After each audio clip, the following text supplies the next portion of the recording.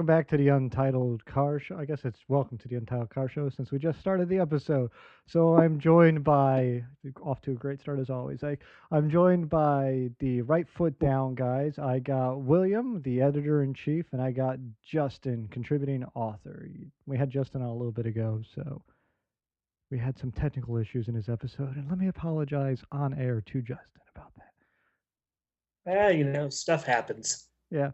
Well, I still blame you somewhat because at the end of the episode you said, "Oh, make sure you click save." I went, "No, something's gonna bad's gonna happen." So, Yeah, but don't cut the red wire. yeah, exactly. Okay, now I'm going to cut the red wire. That seems to be how it works. And William, we met at the world's smallest cars and coffee meet here I would recently. say coldest, but probably not coldest. It was definitely smallest. Yeah, uh, there was like 2.5 cars worth looking at there. Maybe if that. Yeah. What was so? I don't know if you posted a photo of it. It was a Trans Am. It was kind of cool. It was sort of a Trans Am. It was really a Camaro. I'm still not sure what the hell it was. Yeah. The whole thing is kind of, I don't know. I don't know why you'd spend so much money. I know this is way off our list of topics, but fuck it. I don't know why you'd spend so much money to take one car that's kind of cool and new and turn it into a new version of a car that was known for hauling around rednecks. So it seems kind of goofy to my mind, but whatever. Because Smokey and the Bandit, that's why. That's a very good point. I'm gonna throw that out there. Anything Smoking the Bandit's kind of cool. Yeah. All right. Well, let's go ahead and just start off with like how did Right Foot Down come about?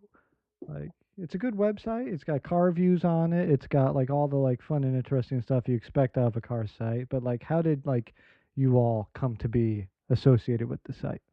Well, this would be a good time for our founding member, Mr. Josh Taylor, to be online. He is on the West Coast filming at the moment and should be joining us momentarily. Yes, I forgot I Josh can, was the founder. yeah, I can speak to um, some of that. Yeah. I reached out to Josh several years ago and said, "Hey, we should make videos like Top Gear," and he's like, "That's really fucking hard." And I said, "No, that's a good point."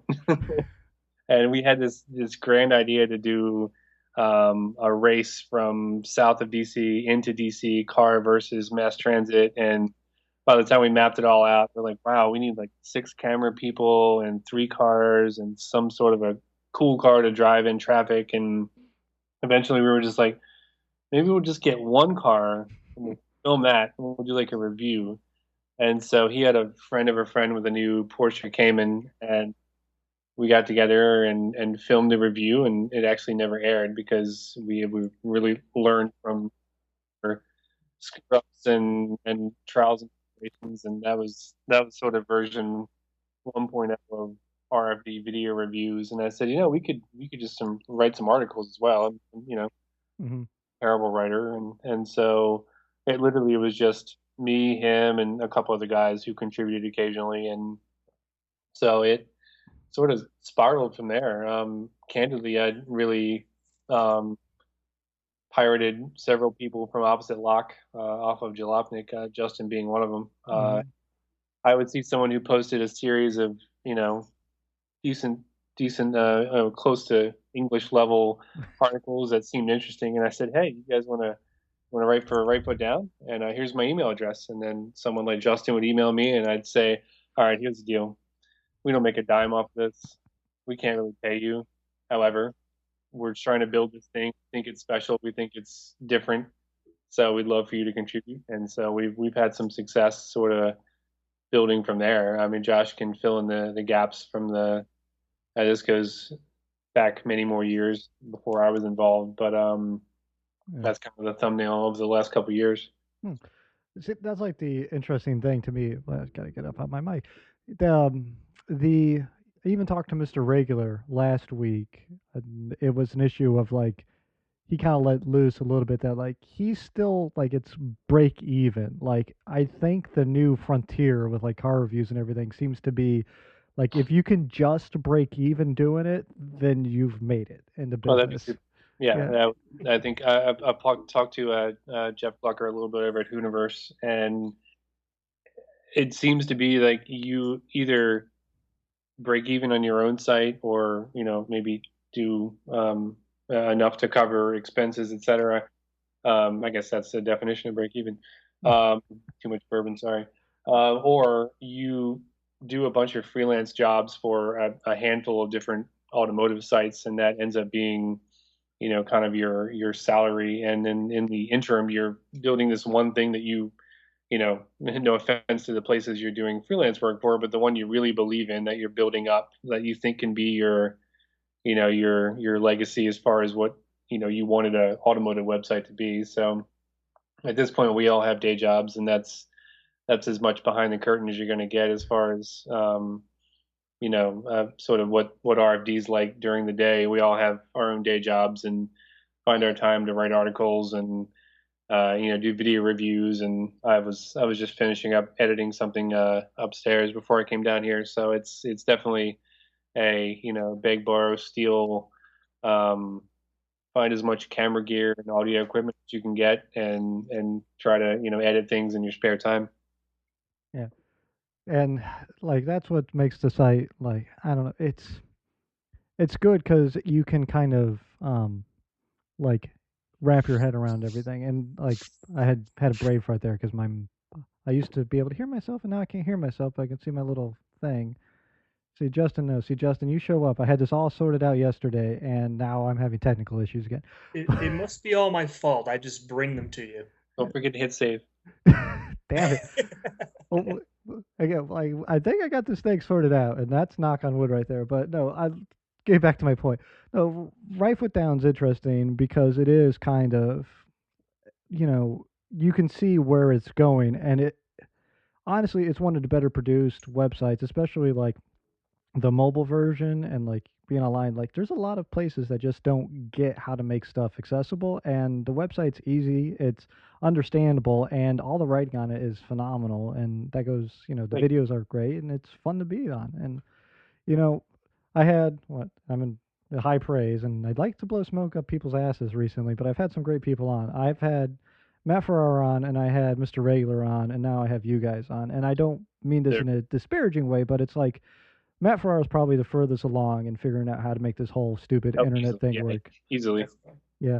The Mr. Regular is like coming up next out of that. Like he's at the point where he's breaking even, and I think you guys are on your way towards that.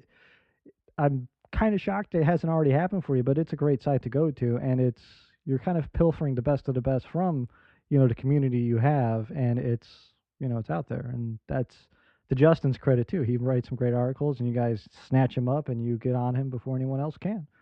So, Well, that's true. I mean, Will, you were telling me about some of our more recent numbers and just how much we've been growing even over the past year.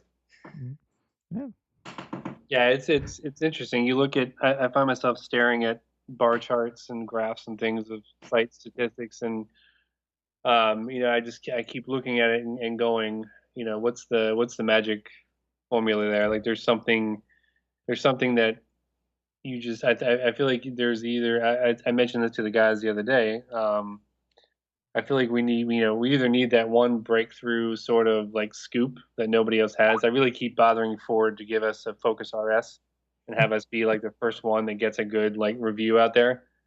But so far, no success on that. But I think we either need that like breakout type, um, you know, initial thing that nobody else has, or I think it's just one of those things. It's a marathon, not a sprint. We're just going to keep producing interesting new content, and hmm ideally over time, it'll just continue to just build a body of, I guess it's from like a peer respect standpoint, like not to but I think having other people in similar positions around the community say, "Hey, you guys are doing good," really, really is a good thing for us. The Patrick George article in Jalopnik saying, listing us with Smoky Tire and Converse and folks like that, saying you guys really got it. yeah. Certainly helped. Mhm. I think For, based on the image that just popped up, Mr. Taylor joined us. Yeah, And for those of you who are listening at home, you can hear the background, which appears you can hear all the little people. So that's Josh just joined us, and he's the founder of Right Foot Down. Are you there, Josh? I am. How's it going, guys? Doing well. How you doing? I just walked out of dinner in Bellevue outside of Seattle. Now I'm on the sidewalks. So Josh, Ike was talking about sort of the early days of Right Foot Down, and I covered the years that I could cover. But I think if you got some thoughts on sort of where this initially came from in your brain, feel free to toss it out there. Yeah, I've only been on since this summer, so it's all you. Right. Oh man, looking back. So yeah, we were doing myself and a group of friends were doing track days and modding cars, and I figured, you know what, I should just start a website and just kind of log what I'm doing and write interesting things, and it just kind of developed into what it is today. We're trying to show the side of car culture and the stories that you don't necessarily read about in Road and Track and Motor Trend and those big guys. We try not to regurgitate what you read from the bigger auto blogs and so forth, and just kind of keep it more local. And we've gone much more than local now. We're pretty much all the way across the country. Mm-hmm. But yeah, it just started out as a small site where I figured I would write some stories about whatever's going on, track days, and modifications and that sort of thing. Mm-hmm. Well, that's like what I was saying. Is what makes it great is you can feel that the enthusiasm's there, and like the big thing in the car culture as it is like kind of the point. Like I think me and Will talked about last week when we met, like kind of like merge the car culture and what you're doing into one thing. It's like they don't really make a bad car anymore. So to kind of like pull out like new and interesting facts is very difficult. You need to have a unique viewpoint to it. So you have to kind of surround yourself with good, authors and editors and like all that. And when you get that together, like I was saying, where you have, just to catch Josh up a little bit, where you have the people who like Matt Ferrara, who I spoke to, who's there, and you have Mr. Regular, who's, almost there, if not quite yet.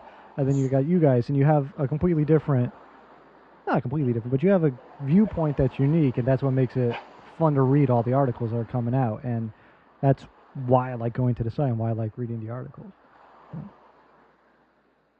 Yeah, no, totally agree. It's that fresh perspective that you don't read all the time, and I agree. That's what makes our guys great to have on staff, and I always look forward to seeing what they put out, and they're getting their opinions on whatever it is that they're driving or events they're doing. Yeah, I mean, Ford goes and gives me a Mustang EcoBoost, which there are, about 1 billion reviews about on the internet. What do? I go take it to a rally because do something weird, but I can also have fun with a car like that. But I recently inherited my fiance's old 2002 Ford Focus, totally stripped down model, power nothing. The only option is the automatic transmission I'd rather not have. Yeah. But even that is something I can have fun with, and I'm hoping to do more with that, and show more about having fun with what you have. In addition to going out and showing off all the really cool cars and having fun with them too. Mm-hmm. But that's one of those things I really enjoy. Like I know, Justin, you probably are aware of this, but I don't know about the other guys. I have like an old 91 Volvo station wagon I'm stripping out and turning into a quote-unquote race car, so that'll be fun. It is kind of more fun to drive a slow car fast than it is to drive a fast car slow, and that's what makes it so entertaining. What type of comments do you get when you say, oh yeah, I've got this race car, and they ask you, oh, what do you have? And you're like, oh, it's a Volvo. Well, normally they see the car and they go, why does your Volvo have racing stripes, and why does it look like it was painted by a 2-year-old? And I go, well, I take the second one as more of an insult than anything, but it's a quote-unquote race car, so it's a work in progress. I think what you need to do is keep a picture of that Volvo 850 touring car, the wagon, up on two wheels. You need to keep a copy of that around, and then just show that to people when they start laughing at your Volvo wagon. Well, see, they're at least kind enough to laugh behind my back. Normally, the look I get in their face is like, "We're concerned about your mental like well-being. Like, please, like, go see someone." Oh, so it's like an intervention. Yeah, it's like, what are you doing? Why does this car look so terrible? Like, it's gonna be a race car. Like, come with us. We have some nice men who want to talk to you. Put this on. It won't hurt. Yeah, Because race car. That's all you need to say. that is very true. So, oh man, I want to go. So there was a ton of stuff that we lost, and I know it's kind of jumping around here, but we lost with Justin. And one of the things I'm sad that we lost with Justin was like the history of like all the weird Saturns you have owned. Oh, right. Yeah, I've had like. We're sad about that. What was that? Are we sure that we're sad about that? I love Saturn. Well, I loved Saturn. It's like, Yeah, but back when it was its own thing and before it became just another badge engineered Opel, right? Mhm. Hey, but those panels didn't dent, did they? No. That's right. They did not, no. Great In fact, dealership. the last Saturn I had, it was a 94 SW2, a wagon with a manual transmission. It was like the unicorn of the Saturn world. Yeah. And, that thing looked, just about good as new. It completely hid the fact that the thing was rusting apart underneath the plastic body panels. That wagon, I had torque steer in that wagon, and it wasn't because it had any real power. It had an intake on the stock motor, 124 horsepower, not much. The reason I was getting torque steer is because the front subframe was so rusted out, it was bending when I put the throttle down. I got it for $400 when I was looking for a Miata hardtop to get me through the winter, and I got a whole car instead for cheaper. So I ran that for 6 months. I sold it for $800 in the spring, and then I went and bought a Miata hardtop. As one does. That's a win. Yeah. Yeah, I've done that. Well, let me go to like Will and Josh. Like, what we'll do this in turn. Like, this is the most people I've ever had like as guests on this show. So this is it's 3. It's as opposed to 2 when we had the Formula Freaks guys on. So, but it's I think you're making the big time now. I know it's like, Josh is about to be mugged in the Seattle. Oh man, but Will, let's go to you That's 4 first. people. That's 4. Yeah, that is 4. What is your car history? What did you start off with? Just quick Oh run my through. God. Okay, so How long do we have? yes, really. You know what? Growing up, I had this Hot Wheels collection, and Didn't one of we my all? favorite cars in this Hot Wheels collection was a Porsche 944. I always wanted one of those. My second favorite of all those cars that I had was IROC Camaro. And when I realized that if I was going to have anything as a first car, Mhm. I had a greater chance of finding an F body than a 944 at the time. Yeah. And one day my dad comes home. I'm like 15, and he's like, "Hey, I got you a car." I'm like, "No shit." Mhm. So I look outside and it's a damn Mustang. But it's an 85. It was an 85 GT, which wasn't quite fuel injected and it wasn't quite carbureted. It was like this carbureted looking half-assed fuel injection system. Made like 170, 180 horsepower, maybe like 200 and whatever foot-pounds of torque, 240 or something like that. So, it kind of felt like it was fast for a first car. You're like, oh, this hauls ass. Yeah. But, that was my first car, and I quickly learned a lot about Mustangs, and I sold the 85 for an 88 LX50 Vert. That was my first manual transmission car. And I'll go on to the other cars I had, but, I guess I was like, oh, I know how to drive manual. I've done this before, just going around the block. So first time out on the highway, I'm like, go through first gear, scratch second, go up to hit third, put it back into first. Ooh. But luckily, those RPMs climbed so quick, and I had like this cat-like reaction, I guess, and I managed to catch it before the RPMs rose too far over 6. According to the TAC, it's probably a bit higher than that. Yeah. You know, the TAC's probably lagging behind by a couple milliseconds. Mm-hmm. But yeah, the engine was fine, and I was working at a Ford dealer out of high school, and this 95 Mustang GT came in on trade, clean white, again, 5-speed, and traded that in for that. The 88 it was a 91. I might have said 88, but it was a 91 LX. Yeah. Traded that for the 95. Started doing autocrossing and drag racing. When I was already doing drag racing with the other two, just slow, like struggling to get into like the mid 14s. Yeah. I might have been a kind of a terrible drag racer. You know, it's always hard. It's so much harder to drag race and put down good times if you don't have a lot of experience and, you know, have perfect conditions. You're never going to pull off the times that you read in the magazines. But I had a 95 Mustang GT, did autocrossing with that, and that kind of got me into like the handling aspect because the other two Fox bodies just were terrible. Yeah. Rebuilt that engine. So one day, I could really go on a big story here. If you wanted to, I can go into stories about the Mustang, or I can talk about all the cars that I've had. But this could take a while.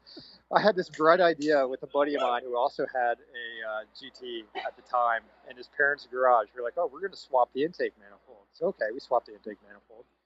And while we got the intake manifold off, we're like, you know what? Fuck it. Let's do heads too. Mm-hmm. So do. we get the heads off, and it's like, 3:00 on a Sunday. We got to go to school the next day. Like, this is just not going to end well. Ended up leaving the car at his parents' house for like a week before I got it towed back to mine. They're like, get that piece of shit out of the garage.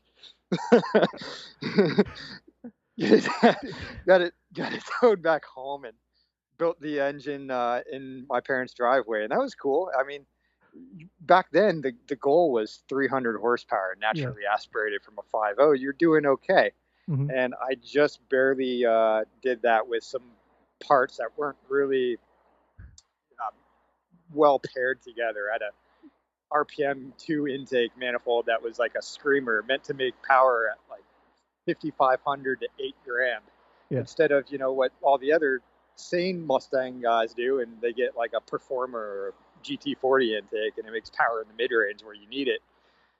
But yeah, the more I learned about the Mustang, the less I liked those cars. And at the time, a buddy of mine had an Integra GSR, and we were always rolling around together. And I drive his car, and I'm like, man, I really like the experience of driving this Acura GSR. I mean, front-wheel drive be damned, it was fun. Mm-hmm. E-Tech.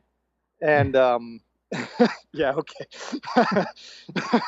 So I ended up selling my Mustang, and I bought a 94 GSR that I did a lot more track days. Beaver Run. One of my first events was at the Prelude Club up in Beaver Run, which is north of Pittsburgh. And that really got me into track days. I eventually put a turbo on the GSR. It took me a while to get it tuned right. The day I got it tuned right, I had the car more or less impounded. For some stupid reason, Right. Everybody says Virginia is a Nazi state. Well, I got pulled over leaving a town center, doing nothing. I just pulled out of the town center, lights me up in the middle of the intersection, Mm-hmm. and he comes over to the car, and I had lowering springs and all this other stuff, plus the turbo kit, no muffler. It was pretty much a 3-inch straight through from the turbo back. So he comes up to the next to the car and shines this little flashlight on me, and then onto the front wheel. He's like, boy, is this thing lowered?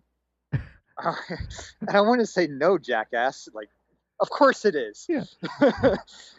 And he goes, pop the hood. And I was like, oh, time just kind of stood still right there. I was like, pop the hood. Should I do it? I mean, I guess. Okay. You got a warrant? Yeah, that's what I should have really. said. You know what? At the time, whatever. So pop the hood, and he comes back with this little measuring tape. So he sticks it down and measures from the ground to the lower part of the frame in the middle. You know what? There are Subarus all over this town. Anyway, so I don't know if you can hear that in the Stay on back. target. You know what? Yeah. All Subarus sound the same. Mm-hmm. Unless they're BRZs. Except for those. Yeah. But yeah, so I heard my that. car Yeah. my car was about an eighth of an inch too low, and he tows it.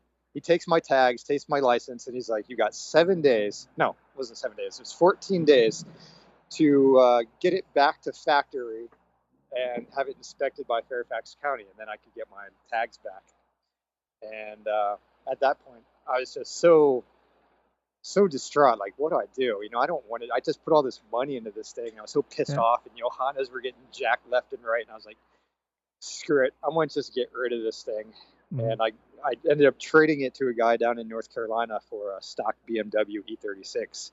That was my first 3 Series, first of many. Yeah.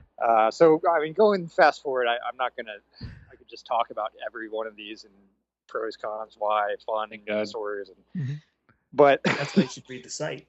Yeah. I had Shameless yeah, plug. interesting things after that. I started drifting. I said, okay, I'm going to keep this BMW stock. That lasted about 3 days. As it does. And I started doing drift events and more track days, and you know, more and more mods. And I found an NSX in the paper Ooh. for it was listed at 24, I think. It was 24, 25. And the guy's story was that he was living up here in Maryland, and he had another townhouse down in Atlanta, Georgia somewhere, and he had a couple of NSXs, and he didn't have the room for 2, so he was getting rid of one up here. Anyway, I bought it. I mean, there could have been a backstory on the car that I didn't know, but I was like, I had goggles on. You're like, oh, I'm getting an NSX. Oh my God! So Yeah. I grabbed that, and it was a good car.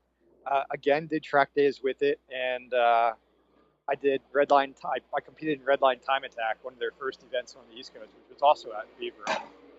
And it was my daily driver. So yeah, I'm daily driving an NSX in Northern Virginia, and commute sucks. I'm sitting in traffic, and you know, it's fun on the weekends, but weird things started happening shortly after I got it. Like people following you home, follow me home, follow me to work, follow me to my girlfriend's place. You know, wherever I'm going, Yeah. it seems like somebody is always wanting to talk about the car, and it's cool that you know the car gets that much attention, and people's like, "Oh, nice car. What is it?" Some people don't even know. Mhm. But then you got the creepers that are following you. You know, Yeah, I that don't want was you me. following Sorry. me home. You know, I'd get near my house, and I'd look in my rearview mirror to see who's behind me, and if they followed me from the previous street, I'd make another lap around the block to see if they were still on me Mhm. before I'd actually, go home. That was a Mustang in the background, if you could hear that. But yeah, I eventually I was like, I can't do this anymore, and that was probably the worst decision I've ever made of all the cars I've owned, and I ended up selling it for an Audi A4. Ooh. Yeah, and I told you, but it gets better. So after that, I had a G35, a 350Z. I had a G35 for 2 days. Took it back, got a 350Z. There was a full Nismo spec package. That was Yeah. pretty fun. I kind of missed my BMW, so I got another E36. It's a supercharged sedan that was called Montreal Blue. It was also a manual trans, and it had a supercharger from Vortec V1, right? So if you're familiar with the early model V1s, they sounded like marbles, you know. So it's very loud. You're sitting at a stoplight, and people looking at you like, "What's wrong with your car?" I'm like, Yeah. Wait till this light turns green. I'll show you what's wrong with it. But so yeah, that was also daily driver. It was a lot of fun. Did a track day with that. And I had some issues on the track where it started running really rough, and I thought, well, maybe it's the plugs or like the mass sensor or something like that going wrong. So I ended up basically missing this event that I was waiting almost all year for. Turns out it was a ground wire that had snapped, and I'm tracing all these wires back, finding the one that broke, and it's like, oh my God, it's something as simple as that, and that's kind of how it goes. I hate wiring. Yeah. Especially when it's somebody else's wiring, and that was the problem. I'm gonna say, you know what, if I could have done it myself. But that's kind of part of owning a modified car, especially if you're buying one that's already got a couple mods that you want. You make sure that it's done right, I guess, or just take it all apart and do it again yourself. Yeah, I don't know if I've ever seen a modded car that someone has had that they offer to sell, where I'm like, I'm gonna take this risk and buy this modded car from this person because something they did is not working, and that's why they're selling it. That's what's always in my head. Oh, I was talking to the previous owner for a while about other parts and other BMW stuff, and one day he was like, I'm kind of interested in selling it. I think he was trying to get an M3 or something. And I was like, well, I'd like to get back in an E36. Let's work something out. So that's how I ended up getting that. And what did I get after that? I had in between, I'm going to skip over some of these boring ones. I had IS300, Mini Cooper, STI, 2008 STI, like the ones nobody likes. I was looking for an Evo. Yeah, it was a hatchback. I was looking for an Evo 10 at the time. And I kept going to this Mitsubishi dealer in town, and they were doing 0% interest. I was like, oh man, that's like the perfect time to get an Evo. They hold their value 0%. It's a win-win. So I kept going to the dealer whenever they get something in, and I'd sit in the car, try to get comfortable, and I never felt right in the Evo. I'm not really sure what it was. But then I realized, oh shit, there's a Subaru dealer right next to them. It's the same ownership, and they're going to do the same 0%. Yeah. So I walked over, and they happened to have a couple STIs out there, and I sat in the STI, and I was like, man, this feels so right. Or maybe it was that the Evo just felt so bad that the STI felt good. And I think at the time I was driving the IS300, which is also, for the record, slower than a Corolla S. Sean will attest. So ended up getting the STI, and then you hear the horror stories of the cracked rings and dealerships not warranting them. And then if you buy an STI, especially somebody like us or me, it's only going to be stock for a little while. So I'm like, I'm going to get a Cobb tune, which I did. And the more you read the internet, the more paranoid you become about anything. God forbid you ever go to WebMD. Everybody has cancer. Yeah. We all have AIDS. Yeah. Subaru sending people out to autocrosses to write down VINs and cancel your warranty. Yeah. On the cars they gave away an SCCA membership with too. I remember that story. Yeah, so I ended up getting rid of the STI. Pretty much had nothing done to it other than the Cobb access port. And I traded it in for a 170,000 mile. I was kind of scrapping for money at the time. I was in between jobs and some other stuff happened. But I traded in to the dealership that had just had a Mini Cooper S come in on trade. It was the 03 supercharged 6-speed. Yeah. And they gave me almost full payoff for the STI. Wow. So I was like, all right. And this Mini was like $5,000. And I signed all the papers before they had put it through inspection, right? So I'm already done. But this thing needed like $3,000 worth of work. New tires, new bushings, new assortment of different things. And I was like, yes, I'm getting this thing for a freaking steal. And it was fun for a little while. Got bored of that. Did some autocrossing. Never on track other than just autocross. If you even want to consider that or call that track, I wouldn't. Yeah. Damn. Okay. What about after the Mini Cooper? Had a Corvette, 99 fixed roof coupe, which was pretty much the Z06 body style before it had the LS. What was that engine? The LS4? No. Damn it. What was that engine? LS something. It doesn't matter. Yeah, just put an LS in everything. So. Yeah. This was the LS1, and the Vet had. Was it the LS4? Man, I'm spacing on that one. Anyway, there was a couple other car experts here. Yeah. So. People will tell us in the comments that we're wrong. Yeah, exactly. Yeah. Sadly, I had a girlfriend at the time where it was getting kind of serious, and my track days were getting slimmer and slimmer as the months went on. But I decided, this is when I was gonna go out on a high note with the Redline Time Attack, and I ended up winning street class with the Vet with very minor mods. I had Falcon RT 615s and SSR GT2 bend at any time wheels, and you know what? Steel parts for that car. You could get the Z06 dampers and sway bars for like $300. Wow. Straight from GM. It was a great deal. So I had that on the car. Worked well. Sold that and kind of got out of tracking for a couple of years, and had a couple other interesting cars in between. The Z4 Coupe. Eh, Yeah. yeah. Uh, and X5 4.4, that was cool. 328i 6-speed coupe. And I ended up I traded that one in for an E46 M3. I feel like I'm missing some other cars in between here, but the E46 M3 was That's a great car. the car that I've had for the longest time out of all the vehicles I've owned, and Mhm. for good reason. The car is just brilliant, Mhm. and you do need to maintain it. I'm huffing and puffing here because I'm walking uphill. You do need to put some money into it to keep it running right. Yeah. But when it runs right, it's so nice. Mm. And Is it sedan or coupe? I missed that.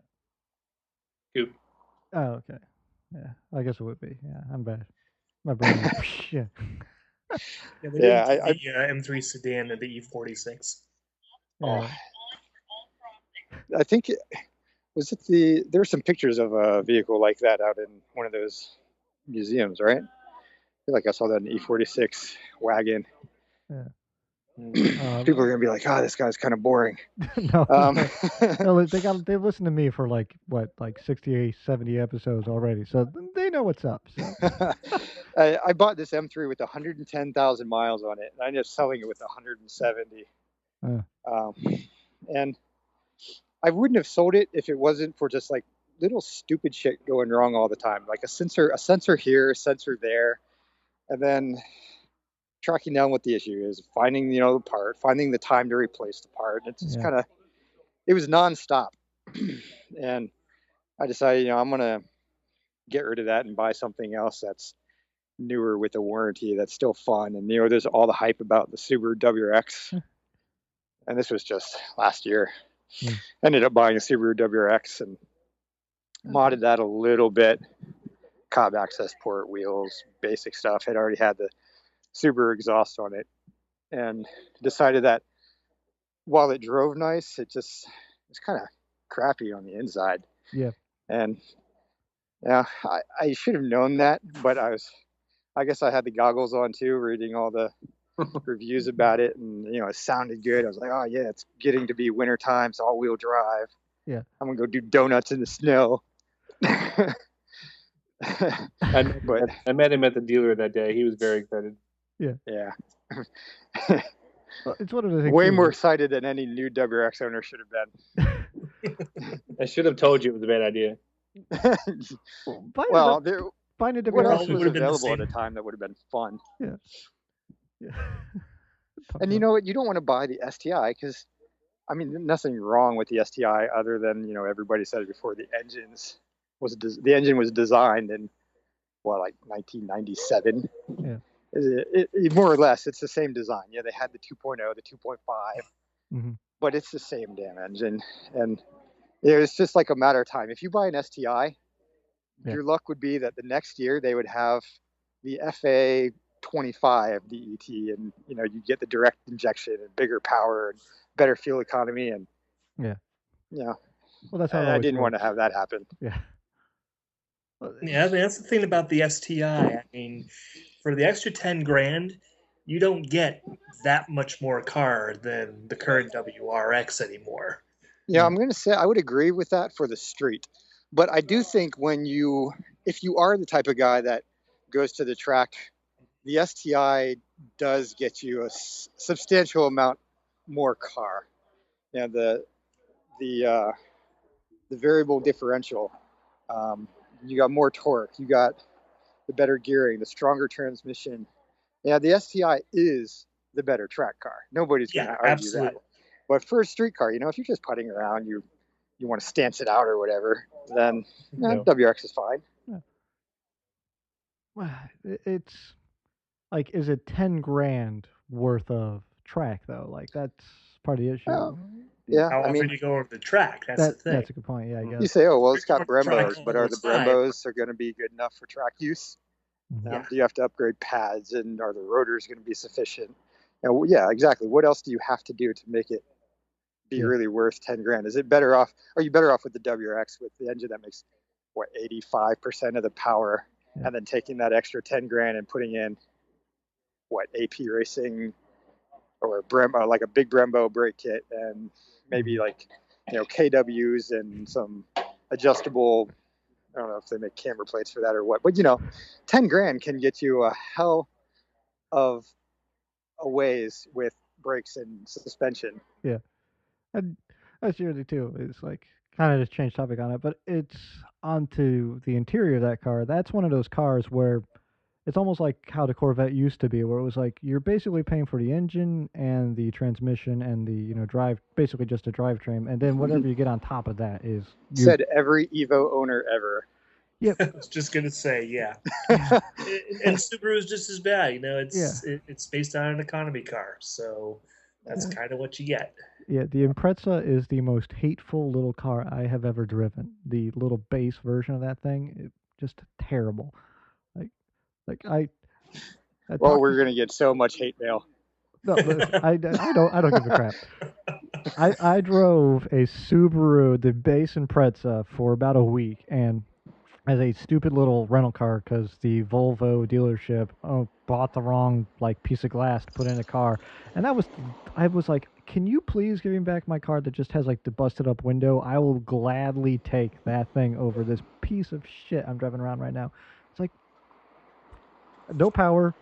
It was fine handling, but the interior was just so awful, and everything was wrong with the interior. You didn't mention all the chassis flex, and all the owners, all the Subaru guys are going to be like, well, once you spend $5 grand worth of Cusco strut braces and chassis braces, oh, it's great. Yeah. Oh no, that platform, I'm sure if they actually put someone who could design an interior into an Impreza, that actually might be a decent car. But just the interior was just why is everything, and why don't you have automatic lights in this day and age? And why is central locking not a thing? It's not a Yaris. This isn't a $10,000 car. This is an $18,000-$19,000 car base price, and it's fuck. Why can't you put any thought into anything in this car? Other than that, it's a perfectly fine car. Other than that, all right. Yeah. Yeah. Well, that was pretty much the same issue with the new 15 WRX. Yeah. It's great. It's an okay looker. The style is subjective, but the drivetrain is arguably very good. But the interior, the designers just, I don't know if they took them from GM in when they worked there in '94 or something. Mm-hmm. But it's very reminiscent of those products. Well, it's I'm getting back into a Grand Prix or something. Yeah, well, they make tractors back in Japan. They make Fuji Heavy Industries and all that. So, how much can you really expect out of a tractor builder? So, I guess that's the thing. Porsche, Lamborghini, also tractor builders in the beginning. Yeah. Yeah. Well, at least they didn't give you a 30-inch diameter steering wheel. Yeah, that's true. True. Well, I feel like Lamborghini though was always more I'm sure a Lamborghini tractor back in the day was still probably had a nice seat or something on it, I don't know. Pop-up headlights. Yeah. Well, it's a Lamborghini, so it has to have something completely over the top, no matter what it is. Yeah. It's the old Lamborghini. Yeah, new one is sadly very tame. Howdy. Yeah. Although that being said, if they want to give me a car to drive around, I'll be more than happy to take it from them. So. Yeah, right there with you. Yeah. All right. So let's go with Josh. What do you have car history wise? I thought I went over that. Josh, am I confusing who I'm talking to? Is that what's going on? Possible. Okay. All right. Will. Yeah. Your car history. I'm sorry. I'm sitting here going Josh. Oh, okay. My bad. We don't need to hear Josh's again. That'll take another half hour. We know who you like better. I like Will better. I met Will, That's right. We go way back to last Saturday. I know, we're old time. Exactly. As a matter of fact, Will, you're the only guest I've had on the show I've actually met in person. So, really? Yeah. That is quite an honor. Yeah. I don't know if that is an honor or not, but I'll tell you. I don't know. Maybe it's just kind of creepy. I'm not sure. Yeah. Maybe. I don't know. We'll call it a pre-interview, so whatever. Car history. I'll tell a couple interesting stories, and then I'll skip over most of it. My first car was a 1988 Nissan Pulsar NX. Ooh. So it was a champagne T-tops and sadly an automatic transmission. But it had 125 horsepower and 1.8 liter twin cam 4-cylinder. It was light though. It was something like 2,500 pounds. So when I got it, I really didn't shop around much. I had some savings bonds that my parents gave me from an early age, and I thought I'm going to spend this $6,000 as well as I can. And I thought it was pretty quick. And my buddy's 240SX used to like leave me in the dust. So I realized that like not all Nissans of that era were created equal. Yeah. So I had my driver's license for about 3 months. I took my driver's test in a tropical storm. I was actually the only one who took the test that day. Thankfully passed. Almost 3 months to the day, leaving high school. I'm 16. I take a hard left, sort of 90-degree left-hander. The 240 was actually behind me. He was heading to his house, and I was taking the long way home. And there was some gravel on the right side, and I took it almost as if I thought I wasn't allowed to go into the left lane, even though no one was there. So I didn't know what an apex was because they don't teach you that in driver's ed. Which they really should. I came around the corner. The rear end kicks out, and I just basically just sort of froze. Both hands locked on the wheel. I stayed literally in my lane. I went around 180 degrees. I hit the ditch on the other side. This is basically like a big field. I hit the ditch on the other side and violently started to roll, and basically end up with the driver's side down on the ground, and it was perfectly sitting up on its side, which was fairly impressive for a small car. Yeah. Somehow I managed to just perch right on the driver's side of the car. And so I'm sitting there still holding the wheel, kind of going, well, what the fuck just happened? I'm looking around, and I sort of, almost my brain said, well, go out the door. But the door was covered by dirt at this point. And I started to sort of, I took my seatbelt off, and I immediately sort of, almost like in a movie, I sort of fell a little bit. And I climbed out of the car, and I'm standing on top of the car. I'm looking around, and my friend in the 240 is there, and another car stopped. Everyone's sort of staring at me like, what did you do? And I'm like, I don't know. And so I climb out of the car. I jump off. At this point, I'm pretty sure it's going to explode because that's really what happens when you roll a car over in Hollywood, right? It's in the movie, it's going to blow up. Must So be true. My LL Bean backpack was hanging out the window, and I grabbed it and I ran as hard as I could. I almost did like a Dukes of Hazzard over the hood of the 240, and we all hid behind his Nissan because my car was about to explode. We crouched and we got down, and I don't want like shrapnel hitting me at this point. I'm 16. I got a lot to live for, And we look around the corner, nothing happens. We're like, well, okay, and it's making really weird noises, terrible smell.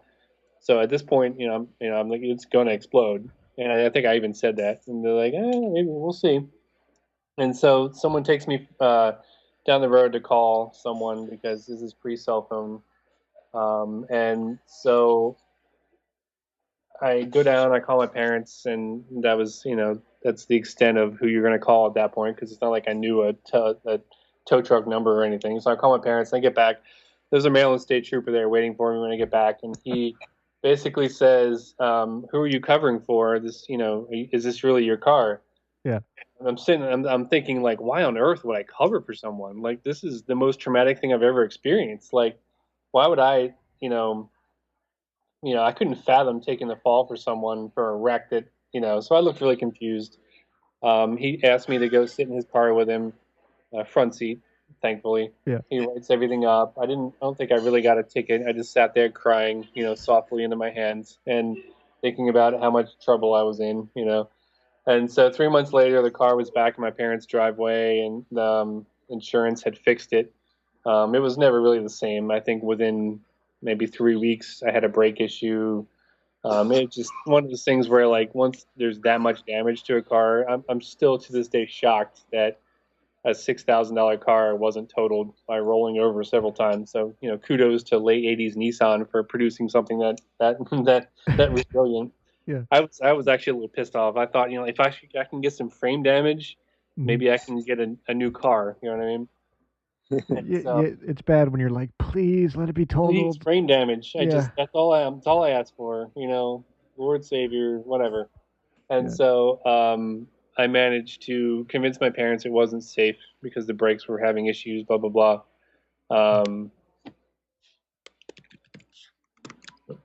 Figured my computer locks up while I'm talking.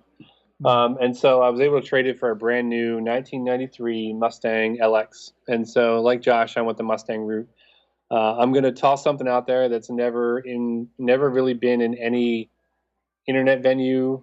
I don't ever admit this to actual car people. This 1993 Mustang LX Was a 4-cylinder. was a 4-cylinder. Yeah. Called it. Yeah. Yep. So that happened. It was an automatic 4-cylinder. So that was my second car. So like 8 wheel horsepower. Yeah. Yeah. I mean, you got a 15% plus. Yeah, that's about right. So it wasn't fast, but it was rear wheel drive. So I had that going for me, which basically just meant that the next time I came around a corner really fast, the rear end went out even quicker, and I spun even faster and blew a tire. So there was a lot of trials and tribulations in my early days of driving. From there, I had a 96 Camaro. You're thinking Z28, obviously. Second bombshell, no, it was the V6. So At least, did it have a clutch at least? I did not. So this is world exclusive right here. Maybe it's the bourbon talking, but I've never admitted this to other car people. So these are 2 cars in a row that were automatic and not even remotely the fastest car in that. You at least had T-tops, right? No. Oh, Come God. on, you went from 4 cylinders to 6. You're moving in the right direction. Hey, it was 200 horsepower versus, I don't know, 115, something like You're that. telling there's no replacement for displacement, right? It's something like that. It was, 2.3 versus 3.6. It's higher, right? That's 50% more. Yeah. Nearly. Yeah. I'm not good with the maths. Sure. So from there, I actually have my Wheel account open right now, so I won't forget. I went to my first manual transmission car, which was a 1999 Honda Civic. So we SI. got the proper amount of pedals. Right, proper pedals. You have the right car this time. Well, Wait, wrong. did someone say SI? I said SI. No. No. No, it wasn't. It was not an SI. EX. It was an EX. Yeah. Yeah, that's pretty good. Hunter Green, with a really, really big factory spoiler, which was taken from me by some people in Northern Virginia at some point who decided that they needed it more than I did. They actually rocked it back and forth until it ripped off the back of the car. God. And I actually saw I'm sure it installed on their car just fine after that. Yeah. Well, and I actually saw a duct taped Hunter Green spoiler on another person's Civic and thought, you know what, that could be mine. And I thought, what are the chances the cop's going to believe me? You know what I mean? Well, yeah. Not only that, but do you want to be the guy who's like, yeah, that group of random people who went ahead and stole a spoiler? That's the people I want to chase down and call the cops on. So. Exactly. I thought better, and so I just sort of let it go. Plus, did you really deserve the spoiler on that car anyway? No, the downforce was negligible at that point. Over 160, it was pretty good, but below that, really, it was negligible. So I'm gonna, I think that the Pulsar was pretty respectable. It has like a cult following, but the 2001 Honda Prelude manual transmission, that was the car that really got me into sort of being an enthusiast. Yeah. Excuse me. H series, man. The H22. H22A, baby. So 200 horsepower manual. We're still front wheel drive. I hadn't quite learned, but just like Josh and his Integra, that was a car that really got me into I got a crappy deal. I don't remember what my payment was, but coming out of that 99 Civic, less than 2 years later, I don't remember what I paid, but it was something inappropriate. But I walked out of the Honda dealer with that Prelude, and it was electron blue, the color of the SI. So EVP. So like it was, it was the color of the SI. Thank you for not asking if it was an SH because it wasn't. But it was It's the same color as an S side. It's basically the same thing. pretty Yeah. much the same thing except more power. Mhm. So It's from pretty there, much a Type R. Yeah. well, yeah, just better looking, yeah. So from there, I had that for a couple years. Traded that for an '03 Mustang GT. At this point, I'm going about as slow as Josh did, so I apologize. And this was the first car I really like modified in any meaningful way. This is probably about the time I met Josh, circa early 2000s. Made lots of suspension mods, tires, brakes, that kind of thing, and actually won Street Touring X in autocross that year, which was against a bunch of other cars that should have been much faster than I was, but for whatever reason, maybe I just showed up a little more often. So that was my 2000, my first 2003 Mustang GT. Traded that for, good lord, a 92X Saab, Nice. which Somber. was I which like was this. basically a WRX, but a Yeah. prettier version. Prettier in the all around wagon only, manual, nicer interior. Had like a two-tone leather interior.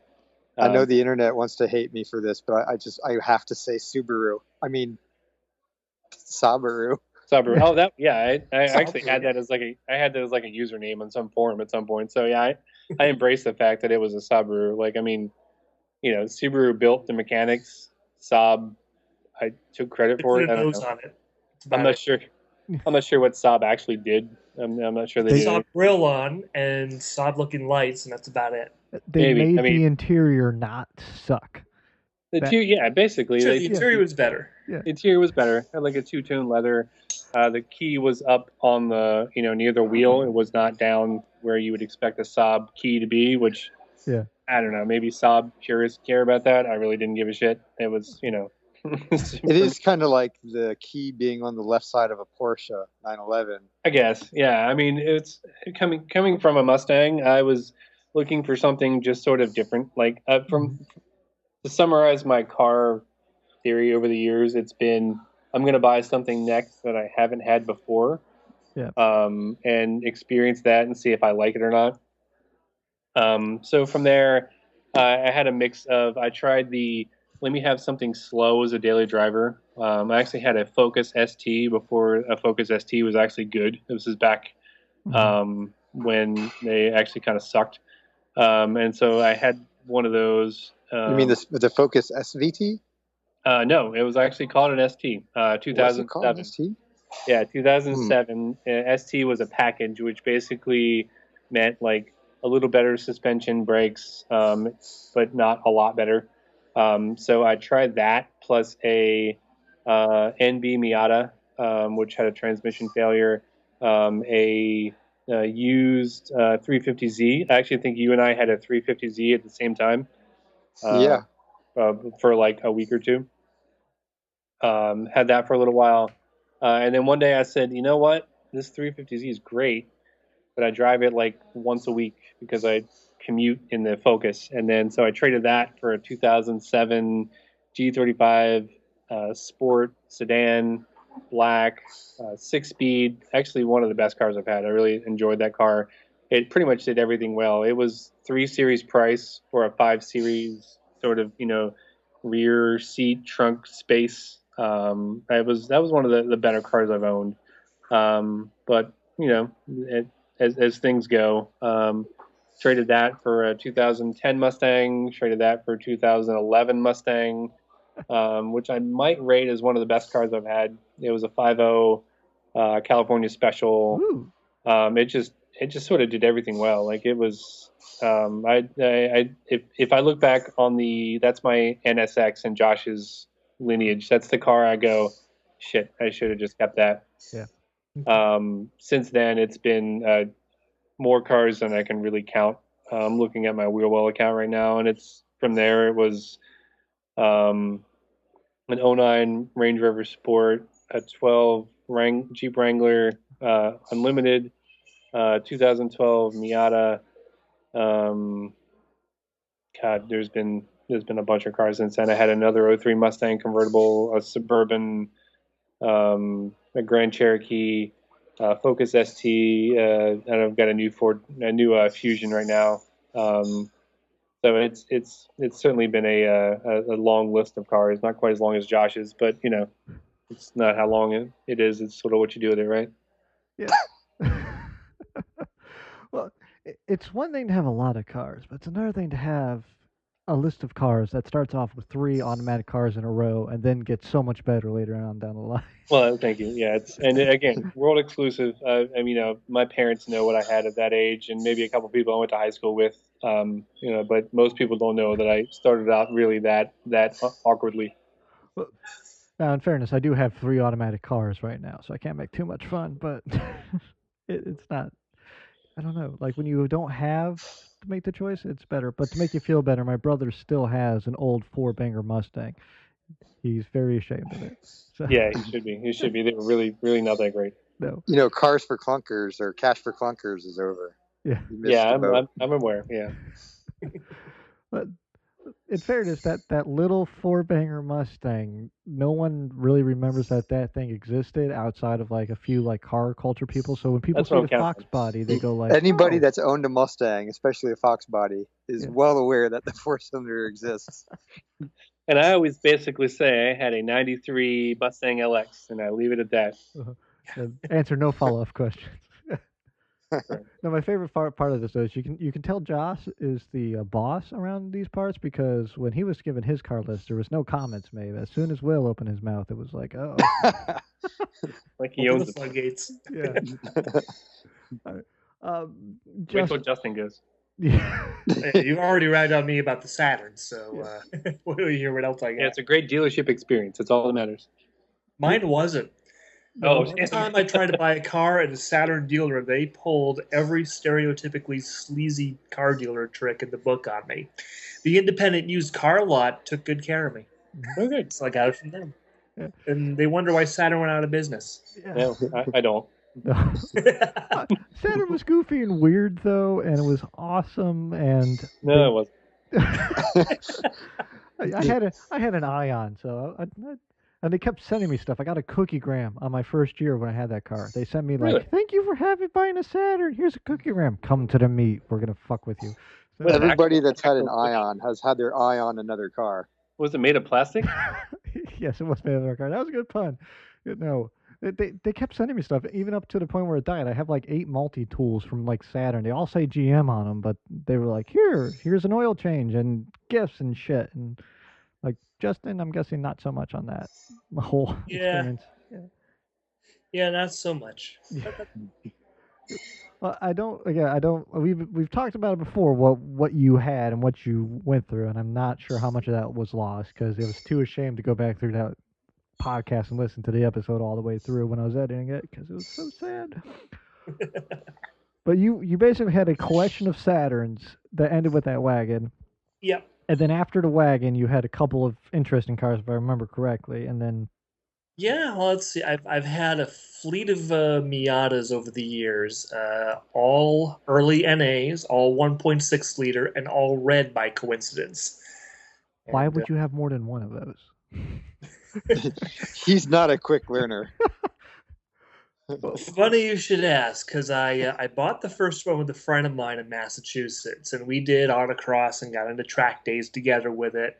Mhm. And Yeah, anything wrong with then, yeah, you may joke, but we actually talked about taking a mannequin arm and strapping it to the roll bar, and giving a constant point by. Yeah.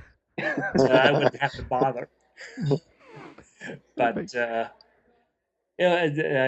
ended up moving to Maine for a few years, and my friend I owned the car with still lived in Mass, so my half got bought out of the car. It stayed behind, and for years that was my one that got away. That was my I missed that Miata, and one thing led to another, and I got another.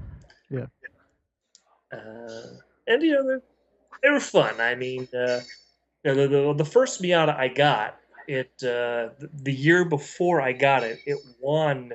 At the time, it was C stock in the New England region SCCA for autocross, And I was getting serious about autocross at that point, and I'm like, okay, let's buy this car. Let's not worry about modifications. The car is good enough. Let's just work on the driver. Yeah. Years later, I'm a little better, but anyway. But yeah, there was the Miata thing, and I'm still a big fan. Love the ND Miata. I haven't driven one, though I desperately want to. I have ridden in one around the autocross course at Lime Rock Park. A rather exuberant drive. If you go to Jalopnik and watch their first review of it with Travis hooning sideways all over the track, that's the ride I got with him and everything. So that was pretty fun. But enough about Miatas. What else have I had? Good riddance. You'll love another one of my favorites, though. The real-time four-wheel drive Honda Civic wagon. I wrote about this a little bit in an article on Right Foot Down about the original crossovers and how they came to be. But the Civic wagon, I thought, was one of the best combinations of being a car, but with the extra space of an SUV and with the all-wheel drive, but still with the handling of a Civic. And the aerodynamics of a small building. Yeah. But because it was bigger and heavier, Honda had to make it not that much slower. So they gave it the same engine as the SI. So that was pretty cool. Was that a manual trans that you had? Yes. Was it auto? Yep, I had two of them actually. One was a manual, one was an automatic. Do you remember the video of a guy that had a turbo one? He's jumping around like the beach dunes or something. Wagon Attack, yeah. Yes. Yeah, he made. God, that looks so fun. Those things, but yeah, that was a lot of fun. What other interesting? Again, why did you have two? This seems to be a running theme through your life. If you don't learn your lesson, you have exactly a whole bunch of Saturns, some Miatas, two Miatas, two of the Civics. Like, why two of everything? Do you have to? Are you Noah? Is this what we're finding out here? 2x2, Hands of Blue. No, wait, that's different. That's anyway. Firefly, yeah. Yes, exactly. One car I only had one of was my BMW, because we've all had BMWs here. Most of you. Mine was an E21 320i. Ooh. Yeah. But it was my first manual transmission car. The shifter flopped around back and forth as much when it was in gear as when it was out of gear. Best of all, it was my first manual transmission car, but it had the shift knob from an E30 M3 with the dog-leg shift pattern of an E30 M3. It did not have the same shift pattern as an E30 M3. Which I didn't know until one day I missed reverse and started going forward. And I had been starting in second the whole time. No wonder I was stalling constantly. The car was a victim of several previous break-in attempts. So the ignition switch on the column, dead. There was another secondary switch just dangling on the floor when I got it. You could twist it with a screwdriver to start the car. Why did you buy this thing? Because it was cheap, and I was autocrossing with the BMW club at the time, and I thought it was cool. Young and foolish, But anyway. Well, that one you only had to have one of to learn the mistake, I guess. Yeah. One of the other ones I only had one of was a 91 Nissan Sentra SCR, the original one. That might be the best thing you've ever owned. I would tend to agree with you. It's definitely the best front-wheel drive car I've ever driven. I put the Mini Cooper up there close. The Mini Cooper could outslalom pretty much anything, but the SCR, just as far as being fun and practical and sporty all at the same time, it was great. Loved it. There's a reason you see those at HPDs everywhere. Well, not anymore in the Northeast. They've all rusted away. Yeah, including where you are. That's the only reason I didn't bring it to Massachusetts with me from Maine, where I got it, because the thing was just too rusty for the more stringent mass inspection. See, this is why I miss my great state of Illinois, where they didn't have any safety inspections? Like moving out to the East Coast, you all are crazy about like keeping people alive. Like Yeah, what's up with that? I know I don't Wait, get it. what? Don't you live in Maryland? I do now, but that's why I miss Illinois because there's no safety inspections. You go get a car and you drive it until it falls apart, and that's Oh, you don't even have to get it inspected after you buy it. oh no, it was That Oh sounds man. awesome. Okay. They've won up Maryland. yeah. No, Maryland, pretty it's good. like you buy it once. But again, the '91 I have that thing is like it's too old. Don't fucking worry about it. It doesn't matter. Which that I enjoy, but no, like any car you buy in Illinois and you go drive it around, as long as it passes emissions, depending on which county you live in, it's fine. And if you Is that live, why the death toll is so high in Illinois? no, Oh, that's no, because that's everyone's shooting each other out there. Murder. So Yeah, it's That just a too, murder. yeah. Now, you want to talk about inspections screwing me over? I had a 2003 Crown Vic Police Interceptor. That was a fun car, especially on the highway. because everybody pulled over for you. And I didn't even try to pull anybody over, but it had the look. So one April, my ABS light came on, and it stayed on, and I'm like, okay, so my anti-lock is gone. Big deal, I've been threshold braking for years. So I drive it like that for like 10 months. Inspection comes up again in February. Now, Ford, in their infinite wisdom, I mean, we like Fords at right foot down. In this particular case, Ford, in their infinite wisdom, decided to design the Crown Vic so that when the ABS light came on, the red brake warning light also came on at the same time. Now, the laws here specifically state an ABS light doesn't fail inspection, but the red brake light does.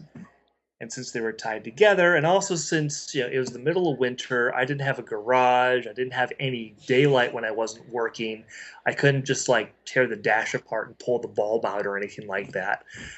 So I had to go see about getting the ABS fixed, and of course, I had to get the diagnosis.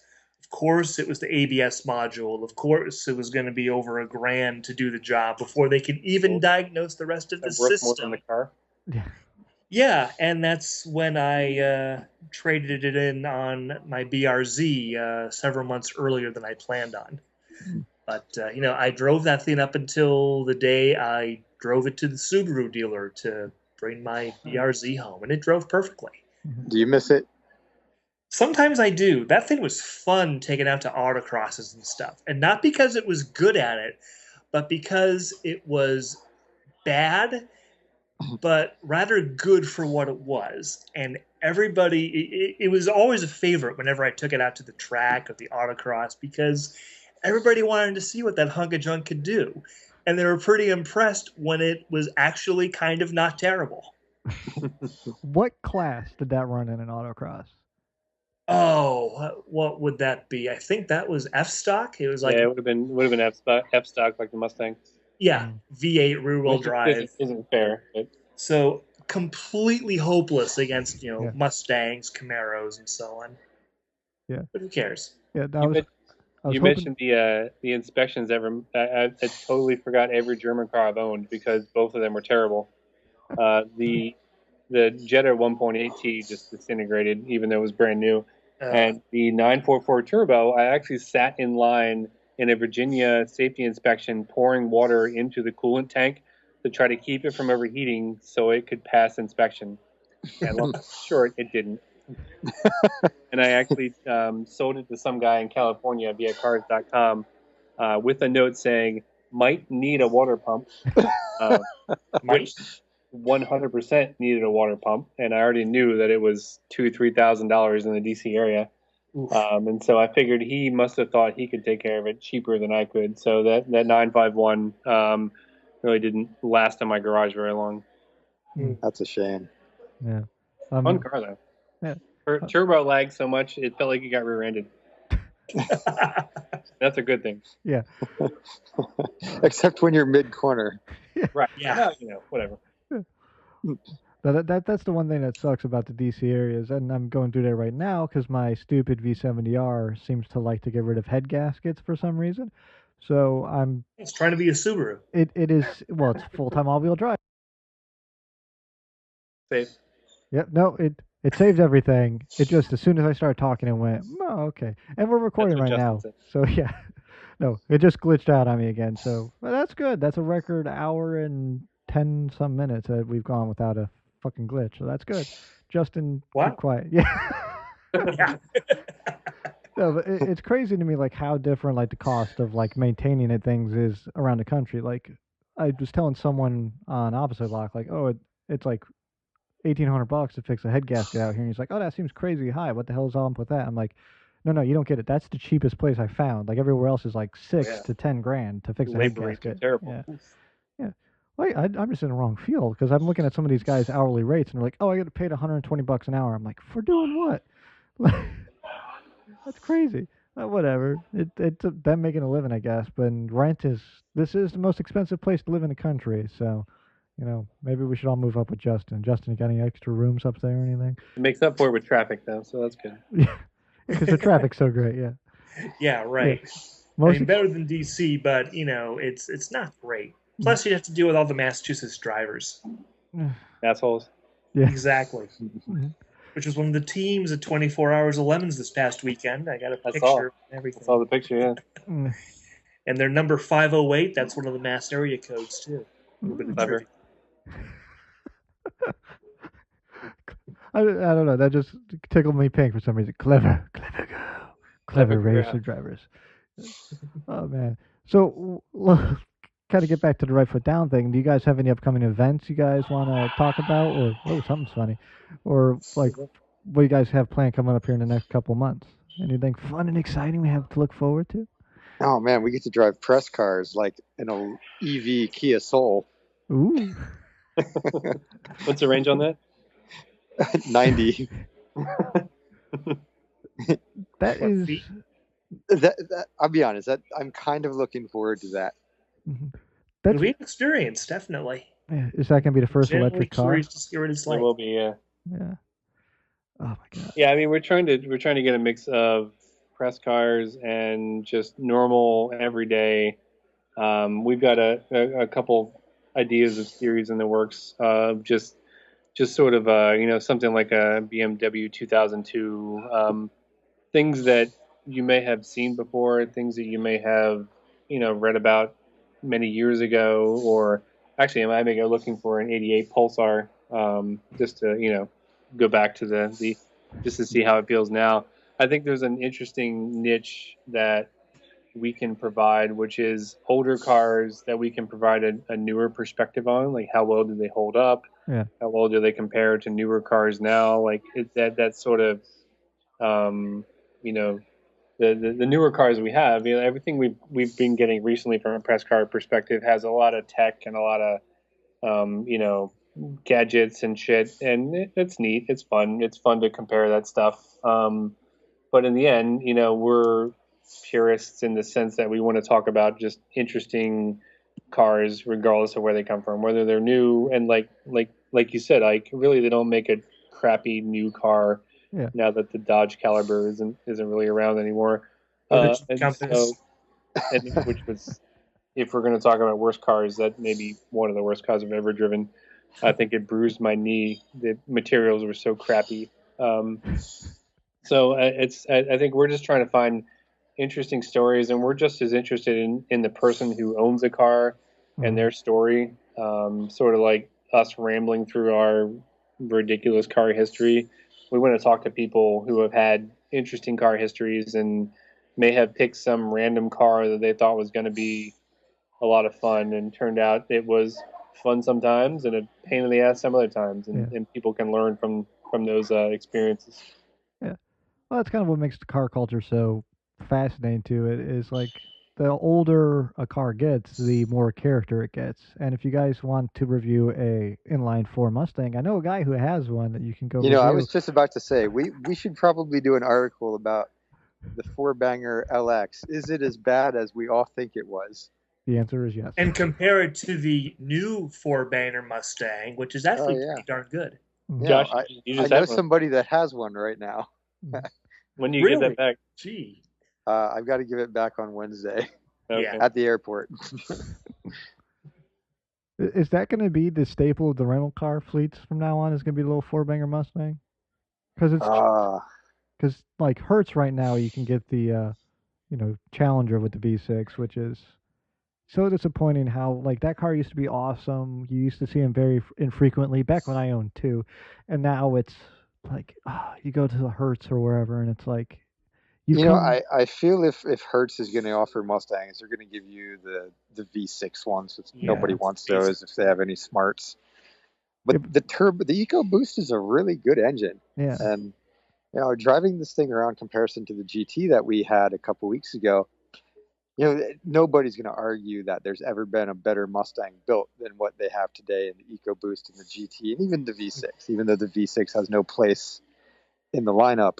yeah. You know, when people think about a Mustang, what do you think of? I think of smoky burnouts and kind of a rough car that's not really refined, but it's fun to drive and it makes noises and it brings something out inside of you, And the Mhm. GT still does that.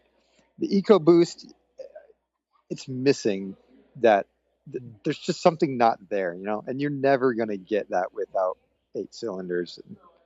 It doesn't give So you the tingle in the Cossacks. no, exactly, Yeah, but it drives great. It has good power, boost builds quick enough. It's it's a fantastic car, but it's not a Mustang. Don't give them the whole review.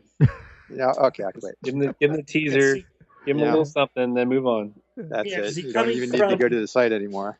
yeah, I mean, Don't coming even from watch a our video. BRZ with a whopping 200 horsepower, the EcoBoost feels pretty fast to me, yeah. but that's just my perspective. Mhm. Oh yeah, it definitely does. Car. I mean, you might have people cross shopping the BRZ with the EcoBoost GT, and Absolutely. if they really like driving, they're gonna go for the FRS BRZ. Yeah. Well, that was the weirdest little bit of cross shopping I ever did. Was back a couple years ago. I cross shopped my old C30 that I ended up getting a V6 Mustang and a BRZ with each other, and I just everything I wanted was in the old V6 Mustang. I'm like, I want at least 300 horsepower. I want rear wheel drive. I want a manual transmission, but I just can't bring myself to buy a Mustang that doesn't have 8 cylinders in it Yeah, yeah, because Yeah. that's just the issue. So and that's how I feel the same way about the new Camaro too. The new Camaro is a great car. If you drive it, it's good, but I can't write a check for a V6 Camaro, no matter how good it is. yeah, like how do you buy a like let's say a Mustang that doesn't have at least 6 cylinders in it? It's got to be like mind-boggling. Like you must know nothing about car. Oh, wait, sorry, Will. Uh, Hey, my parents got me that, so let's just Actually, that may be my next retro review at the 2.3 four-cylinder Mustang and see just how crappy it feels now. that's the thing. I think my brother might have the only one left that still has that original engine in it because What isn't automatic? it's a manual, sadly. Oh well, I'm Well, not sure that'll give me the same feeling I had back, Yeah. in the sophomore year of high school. But mhm, Yeah, but you would no longer have to ask yourself, "Oh, what if it only had a stick?" maybe Yeah. that's true. You can go back. Do you Apparently, know the No, it's glory still of a slow. four Never on the floor? right? Yeah, I don't even know. I've been in that car like 3 times. That thing scares me to. Well, it's a convertible, and it's been in Chicago. It was originally from Arizona. Now it lives in Chicago, and it's the world's most flexible car because it's like 10, 15 years in Chicago winters. That car, no I bueno. might be willing to travel to Chicago just to test that. Yeah. Get yourself some Portillos while you're out there. I always recommend that. I don't know. Listen, that's my entire purpose for going. Like everyone, so I'm trying to put together the little opposite like me down in Chicago, and everyone's like, "Oh, Chicago's a good idea because it's middle of the country and blah blah blah." No, the entire purpose of me wanting to do it in Chicago is I need food from Chicago, and this is a perfect excuse to do it. So if you haven't been to Chicago, people listening, and you want to experience good food, go fucking to Chicago. Oh yeah, you gotta get yourself the Italian beef. Oh yeah, no, we do even worse than that. We'll take my favorite one is they take an Italian beef and they take a pull of sausage and shove it up this thing's ass, covered Oh in yeah, provolone cheese. Oh, it's called a combo. It's I'm delicious. gonna hang out with you.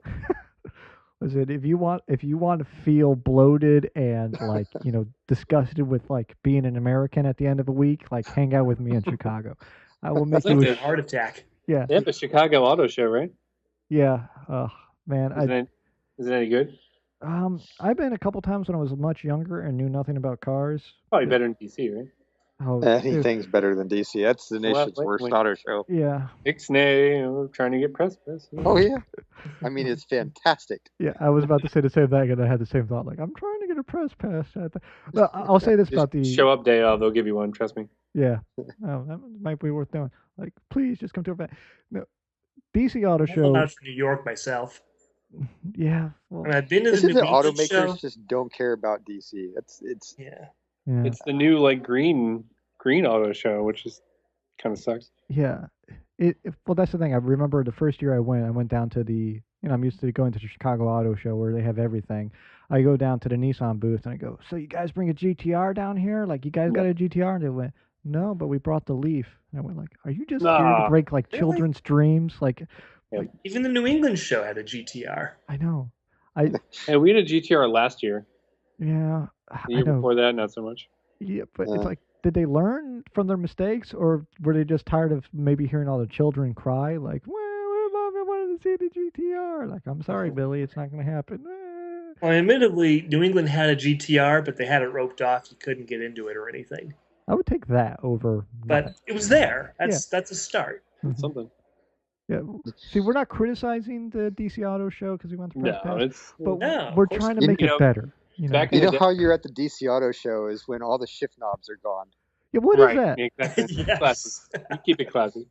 So it used to be before Detroit. So if anything was ever unveiled at Detroit, clearly it had no chance of being in DC. Yeah. So at least it's after Detroit now. So we get a handful. We really don't get that many things, but you could, in theory, get some things that were in Detroit. We don't get those too No. often, but you could, Yeah. in theory. So the problem with the New England show that I've been to is it's pretty much the same time as Detroit. So all the reveals happened in Detroit, and there really isn't anything happening in New England. Mhm. Which is why I want to go to New York. Just we'll toss this out there now. We could completely fail at this, but I think RFD is heading to Detroit this year. So stay tuned for some Detroit coverage. We're going to have the challenge of covering Detroit in some unique way that every other auto industry magazine, blog, etc. website is covering also. So we'll have to come up with some weird, unique way to cover it. Millions of GoPros just duct taped to yourself so people can experience it in full 3D real time. That's not terrible. Yeah. We can try that. No, that's a terrible idea. You can tell me it's a terrible idea. No. We know how to use duct tape. That's true. I love duct tape. Well, I I'm just a listened- LARPer. Of course I know duct tape. Oh. Oh, you just went. You had Will on the ropes with the inline four Mustang, and then you just had to bring out the LARPing thing. And it's Yep. like, oh, And now, yep, we see the hierarchy now. Yeah. Order has been restored.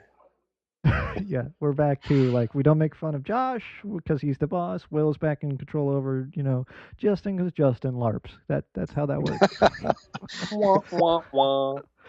And I just sit on the sidelines and laugh, which is. But no, Detroit. I've never been to Detroit. Chicago, I've always been told is kind of similar. But the problem with Chicago is it always was.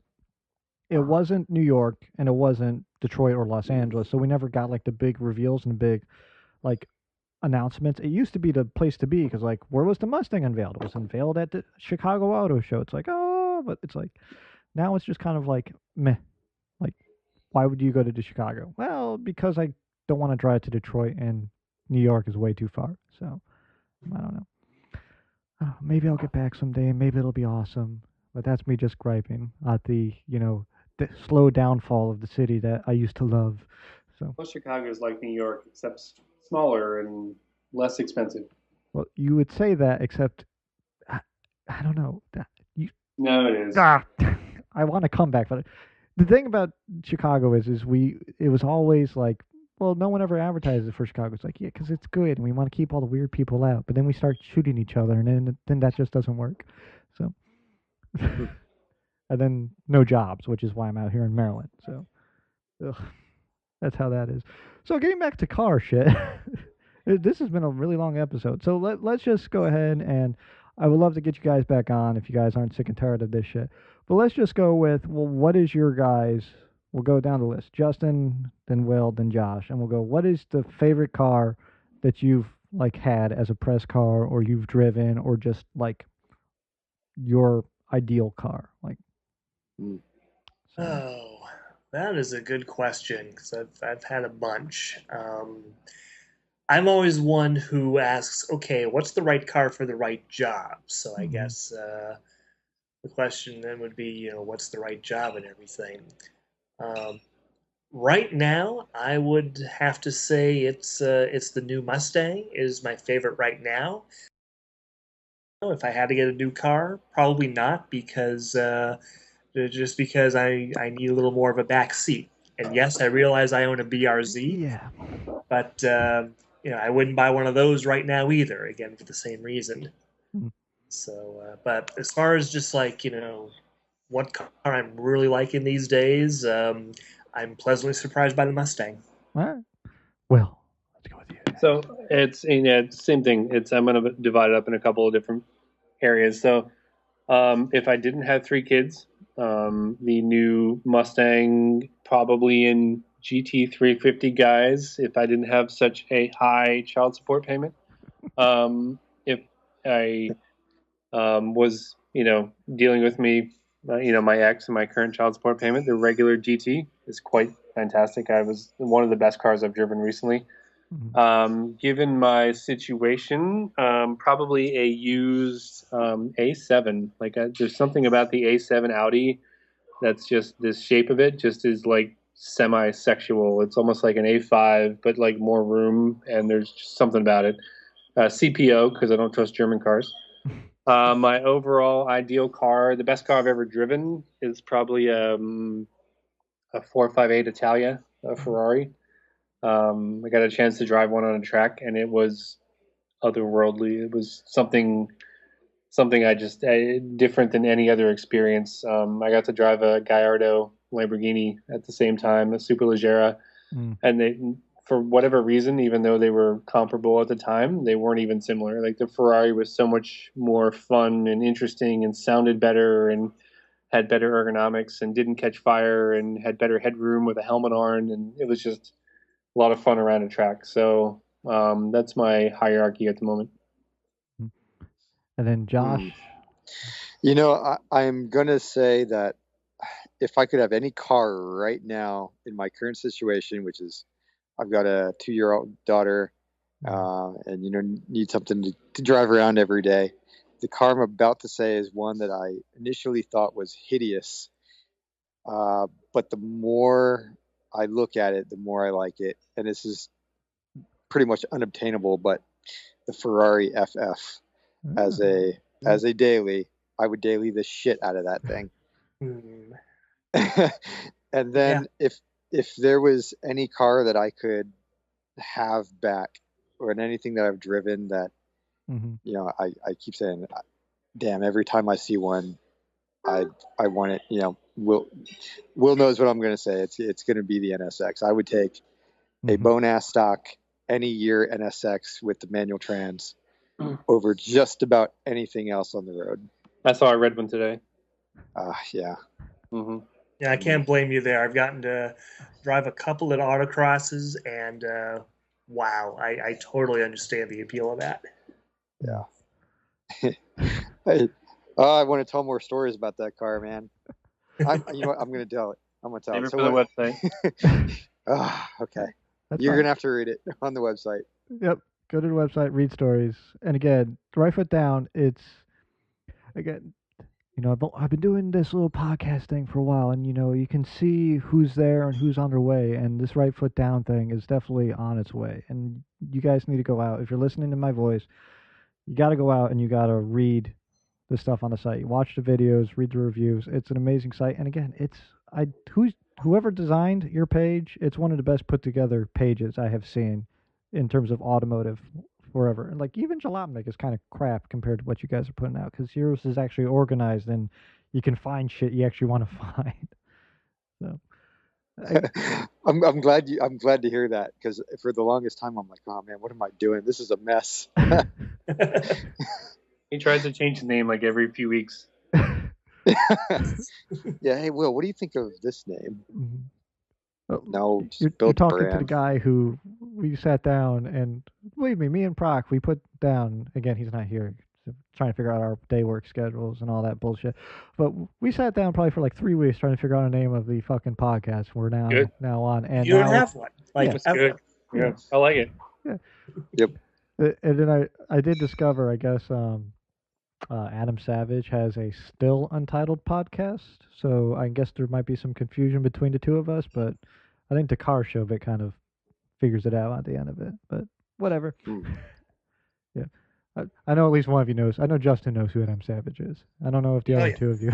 He's in his last season. We're good. Yeah, Yeah. we're all on the same page. All right. He's just trying to be as cool as you. Yeah, that must be it. I'm not as in big as cosplay as he is. Maybe Justin can take him up on that. But my magic missile, I can't. I attack the darkness. I'm sorry, Justin. LARPing, really?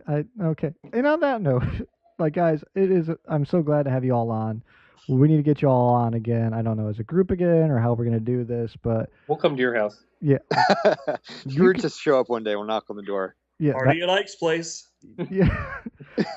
Well, you might want to announce yourself before you come in, because I do have a firearm here. But like, who are these weird people in the crappy cars? Oh, hi guys, how's it going?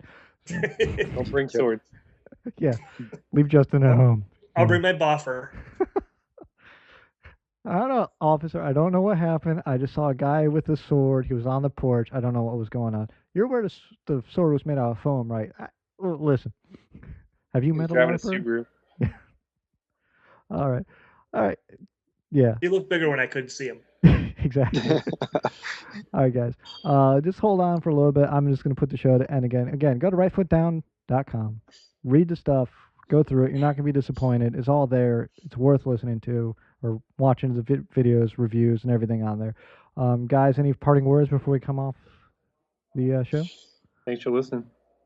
Go to our website. Yeah. All right. Pretty cool stuff. And YouTube. Yeah. And Facebook. And it's all right foot down. No. Instagram. All right, cool. All right. Hey, guys, hold on just for a second after this. And everyone who's listening, don't forget to rate us on iTunes. Give us 5 stars. That helps out a lot. And thank you so much again for listening. This has been this has definitely been our longest show by about 37 minutes. So thanks again for being on the show, guys. All right. And